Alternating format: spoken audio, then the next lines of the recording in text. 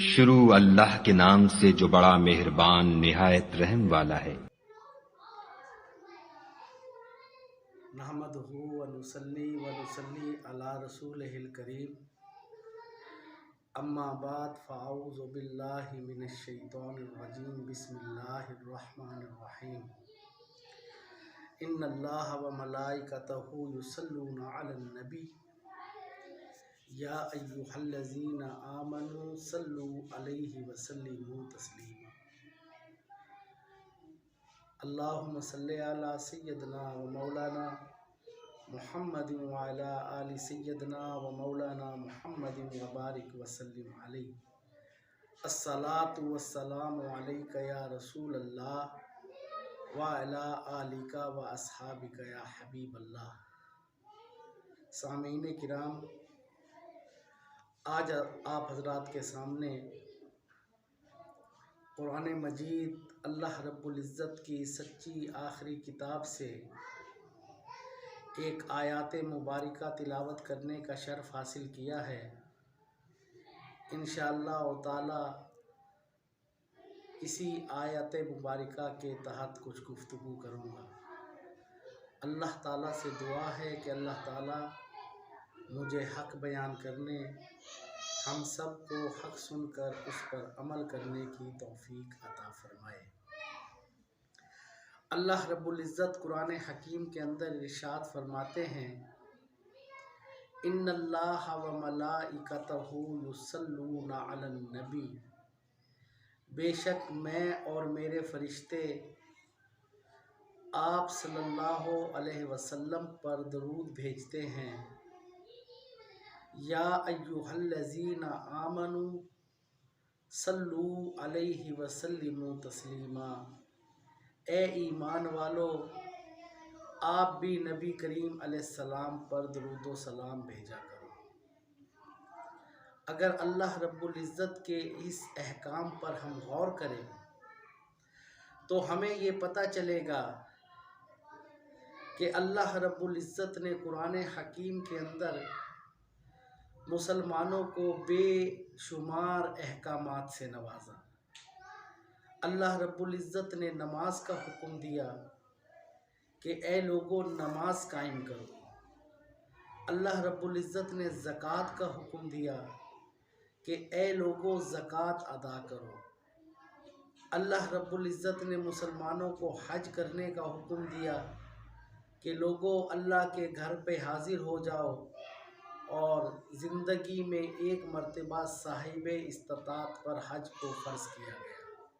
اسی طرح اللہ رب العزت نے مسلمانوں کو روزے رکھنے کا حکم دیا کہ اے مسلمانوں روزے رکھا کرو۔ الغرض اللہ رب العزت نے مسلمانوں کو جتنے احکامات دیے، سارے احکامات پر غور کرے تو اللہ رب العزت نے کہیں یہ نہیں فرمایا کہ لوگوں میں نماز پڑھتا ہوں تم بھی نماز پڑھو، میں قرآن پڑھتا ہوں تم بھی قرآن پڑھو، میں روزے رکھتا ہوں تم بھی روزے رکھو، میں حج کرتا ہوں تم بھی حج کرو، میں زکوٰۃ ادا کرتا ہوں تم بھی زکوٰۃ دو۔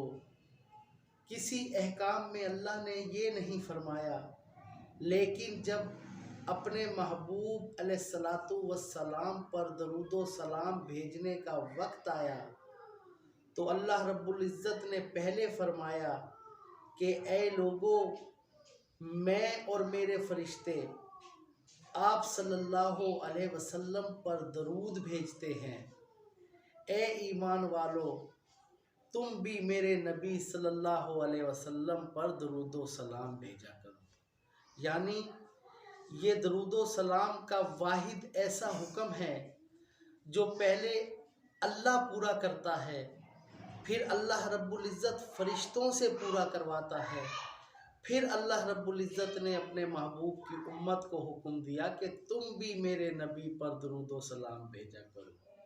تو میرے دوستوں اور بزرگوں، یہ درود و سلام نبی کریم علیہ الصلاۃ والسلام پر بھیجنے کی بڑی اہمیت، بڑی فضیلت ہے۔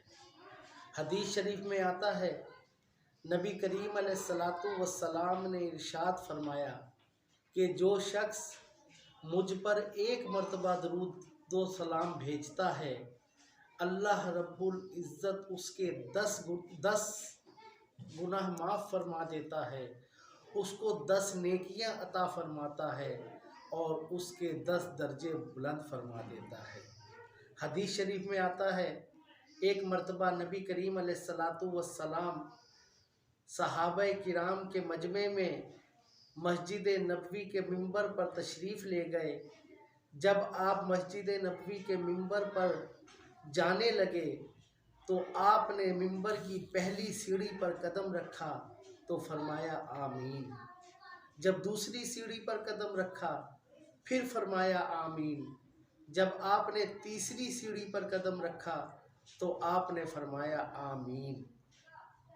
جب آپ کا خطاب، آپ کا وعظ ختم ہوا، صحابہ کرام رضی اللہ تعالیٰ علیہم اجمعین نے عرض کیا، یا رسول اللہ، آج آپ نے 3 مرتبہ آمین کہا، اس کی وجہ سمجھ نہیں آئی۔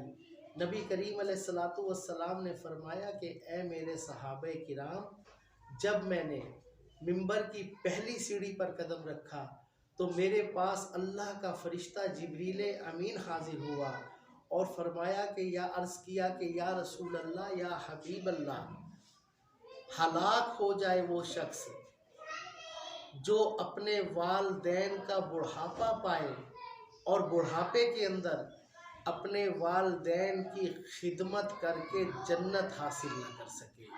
میں نے کہا آمین۔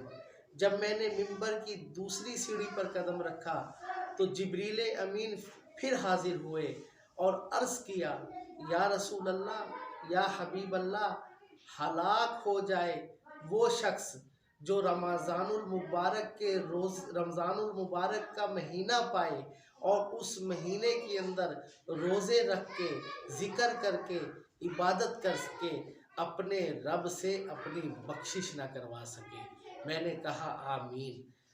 جب میں نے ممبر کی تیسری سیڑھی پر قدم رکھا تو میرے پاس جبریل امین پھر حاضر ہوئے اور عرض کیا، یا رسول اللہ، یا حبیب اللہ، ہلاک ہو جائے وہ شخص جس کے سامنے آپ کا نام لیا جائے اور وہ شخص آپ پر درود و سلام نہ پڑھے۔